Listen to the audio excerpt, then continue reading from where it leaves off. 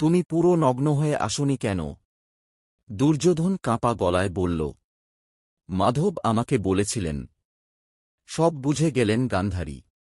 তিনি বললেন, হে কৃষ্ণ, তুমি আবার কৌশলে আমার মাতৃত্বকেও হার মানালে। কৃষ্ণ নত হয়ে বললেন, মাতা, অধর্মকে সম্পূর্ণ শক্তিশালী হতে আমি দিতে পারি না। এবার ভীম এগিয়ে আসেন। দুজনেই ছিলেন গদাযুদ্ধে অতুলনীয়, কঠোর নিয়ম।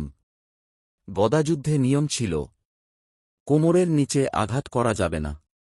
ভীম প্রতিজ্ঞাবদ্ধ ছিলেন ধর্মের পথে থাকার। ভয়ঙ্কর সংঘর্ষ।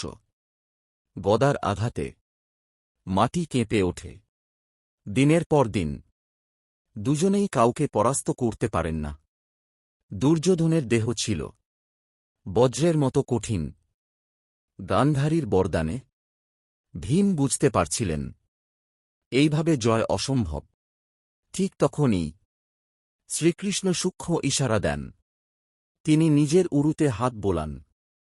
ভীম বুঝে যান, উরুই দুর্যোধনের দুর্বল স্থান।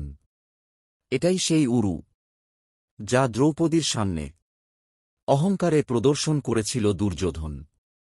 ভীম গদা তুলে নিয়ম ভেঙে আঘাত করেন সোজা দুর্যোধনের উরুতে। এক প্রচণ্ড শব্দে দুর্যোধন মাটিতে লুটিয়ে পড়ে। উরু ভেঙে যায়, অধর্ম ভেঙে যায়। মাটিতে পড়ে দুর্যোধন কাঁদতে কাঁদতে বলে, আমি কি এতটাই ভুল ছিলাম? কৃষ্ণ শান্ত কণ্ঠে বলেন, অধর্মের পরিণতি এর চেয়ে ভিন্ন হয় না। যুদ্ধের সমাপ্তি এই গদাযুদ্ধের মধ্যে দিয়েই।